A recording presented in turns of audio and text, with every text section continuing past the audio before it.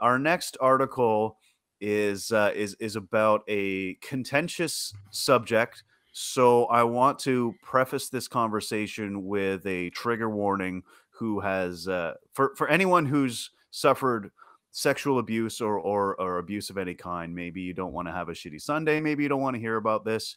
Maybe fast forward about 15 minutes because we are going to be talking about pedophiles. We're going to be talking about people who are attracted to minors. This article comes to us from Metro, a professor by the name of Alan Walker. Was recently placed on leave, pronouns are they, them, from their job at Dominion University in Virginia. They brought up their book, Minor Attracted People and Their Pursuit of Dignity. And for that, he was placed on leave. So the upshot of what he said is that since people can't control whom they're attracted to, the focus needs to be on differentiating attraction from action, right? There's a difference between thoughts and actions, what you think and what you do. This actually came up on another ACA show that I'm a host of, Secular Sexuality, Thursdays at you can't really see it. But this actually came up. We got a call about this not too long ago, and we have a clip that we want to show you to sort of put this conversation in perspective. Can we get that going? Ever since I was a young teen, I noticed that as I was getting older, my ability to be attracted to someone of a younger age was still present. And I assume, it's probably because I was abused as a child. And it's kind of like, I've looked at studies that say it's like a cross wiring in the brain. So I guess what I want to talk about is intrusive thoughts and the negative impact they can have on the people that go through them. Yeah, absolutely. There are all types of different stripes of anxiety that can be caused by trauma, all kinds of different sorts of obsessive thoughts, and they can be incredibly challenging for a lot of people.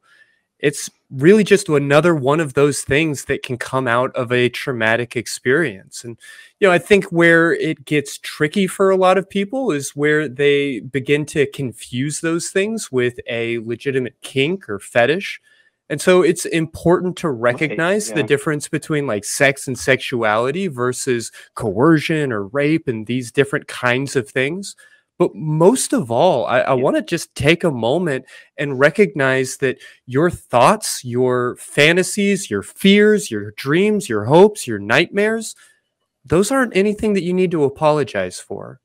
Your actions, your words, your behaviors, you're responsible for those to yourself, to your community, to your fellow human. But those thoughts, those things that happen in your head are just thoughts, and they're not necessarily something we can control.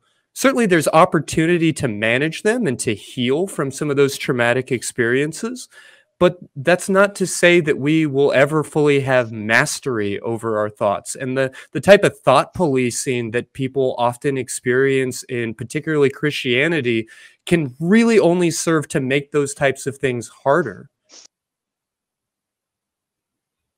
Well said, Christy. I highly recommend you guys watch the entire clip.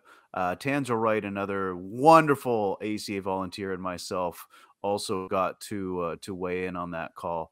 But I want to throw it over to Richard because I feel like Richard hasn't had enough of a platform here today, Richard. So I read your notes, and you had a few interesting things I want to hear you talk about. Yeah, I mean, I don't necessarily disagree with what the professor said overall. He echoed pretty much what Christy was saying, that, thoughts are different to action. And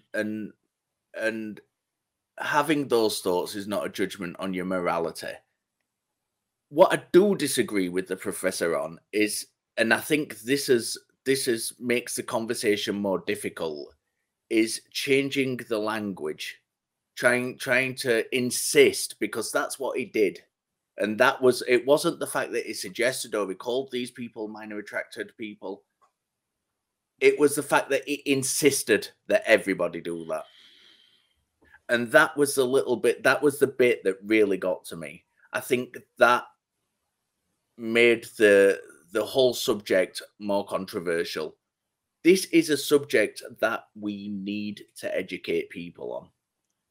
We live in a world, unfortunately, where, you know, just someone having these thoughts, and there are a multitude of reasons why people are attracted to children. You know, as the person on the call on secular sexuality said, they believed in themselves. It was because they were abused as a child themselves. There are a multitude of complex reasons why these occur. And unfortunately, we live in a world where as soon as somebody hears that someone is attracted to children, the lynch mobs come out. And we need education around the subject. We need open dialogue about it, to be able to talk about it in an open and honest way. You know, my wife works in special education, and a lot of the children she works with have been abused in lots of different ways. And you know, she works with people who have behavioral problems and things like that. We need to educate people. We need an open conversation. We need to not inflame the subject by using controversial things and insisting people use a certain language. Let everybody have their own say and an open platform. Let's get it out there and have a real conversation surrounding it. Yeah, and we need to help those who are committed to not acting on those impulses. Exactly. Yeah, absolutely. Mateo? Yeah, I just wanted to quote, because this this professor was put in leave because he said, "From my perspective, there is no morality or immorality attached to attraction to anyone, because no one can control who they are attracted to at all," just as Chrissy said. But the second part is what I think he was trying to get to. In other words, it's not who we are attracted to that's either okay or not okay. It's our behavior in responding to that attraction that are either okay or not okay. I have to say, I would never defend a child rapist. That's why I hate the Catholic Church so much, and I keep talking about that. I keep thinking about the first segment. Mm-hmm. But people who have this attraction, sadly, they do have this stigma. And as Richard said, the lynching mob wants to kill them, they despise them and want to hurt them. So I would totally agree with child rapists. Yeah, those guys, fuck them, destroy them. Yeah, my facts are earned, guys. Nate. Yeah. Yeah, fuck those guys. My facts are earned. But somebody who has this attraction and is trying to fight the attraction, that person needs help, and a lot of help. I was trying to search for an example that I couldn't find about a teacher who loved his job, but at the same time was feeling attracted to children. And this teacher asked the government to get the castration, the chemical castration, to stop having those feelings. But I have learned that chemical castration is illegal now because it kind of reduces your life in 50%. It's a huge mess. And this guy ended up cutting his own genitals, and he died. He bled to death because he couldn't live with himself, or he just wanted to get rid of those desires. And here's where I want to I hope people don't think that I want to try to talk about things that could help. I don't know. Okay, I will talk about this. There are specific things. I think I will start with a personal example. Sometimes I have sexual desires, and you know what? After some good masturbation, I don't have those sexual desires. I hope that is the same with most people. And these people, you know what? In the worst case scenario, if I really wanted to have a woman, to be naked with a woman, I guess I could go on the internet and maybe risking some STDs and stuff like that. But I could pay for that. A person, a pedophile, or somebody who is going to be attracted to children, they cannot do that. They should and must not do that. So what can we do with those people? How can they cope up with those feelings? Should we allow lolicon, that is a type of drawing of hentai where they represent children, because that is illegal in several places? Should we allow those sex dolls that look like children, because those are also illegal? Could those things actually help these people cope up with this? I don't want to call it perversion, because it's, as you explained to me earlier, it's just another way of kind of sexuality or way of feeling attracted. I don't have enough information about this, so I cannot talk about that. And I have no idea. I don't know if giving these people those things to help them release sexual energy is not a healthy way, but is a way. It's better than have them building up all these sexual desires towards actual children.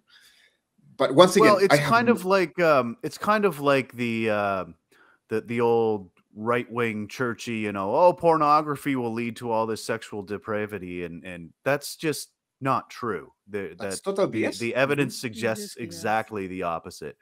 Now, Cynthia, I know this is a very touchy subject for you, but I wanted to give you an opportunity to weigh in here as well. Yeah. Yes, we discussed that.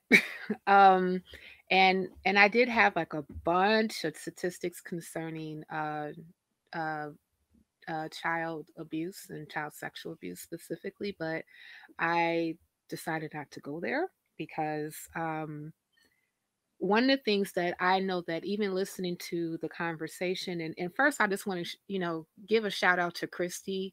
You handled that call very well, and you really affirmed Josh calling in, and really helped him through something that we knew that was really gripping him at his core, and you did everything right in that call, and so I got to give a shout out to you specifically for that. So Christy, you go. He did go. Yeah, you that dude, Christy. So thank you. Christy is that bitch on secular sexuality. Officially. Yes. I liked the other thing that I liked that he said was he gave this guy permission to forgive himself. Yeah. And it's like it's not your fault, and you're doing the right thing by refusing to act on it. And one of the things that I said was that it doesn't matter where this comes from. Like it is obviously a crime that anyone is abused or assaulted as a child, but you have to make the choice to make the cycle end with you, right? And as somebody who suffered abuse, I think from my perspective, having suffered physical abuse, it was mandatory that the cycle end with me, because I would never ever want to put my children through anything like that. Right. So I think that's important to touch on too. Yeah. And I just really just want to say that, like, it's difficult for even any of us on the other side of the fence who may not necessarily have this attraction to separate desire from behavior. Right. Mm-hmm. And especially like you mentioned, Nate, about like being a victim of abuse. I was also a victim of abuse, and a lot of the clients that I work with were victims of abuse as well. Especially in a lot of them were abused sexually, physically, and mentally as children. So this definitely hits at the core for me specifically. But what the answer is, I don't know either. I will say that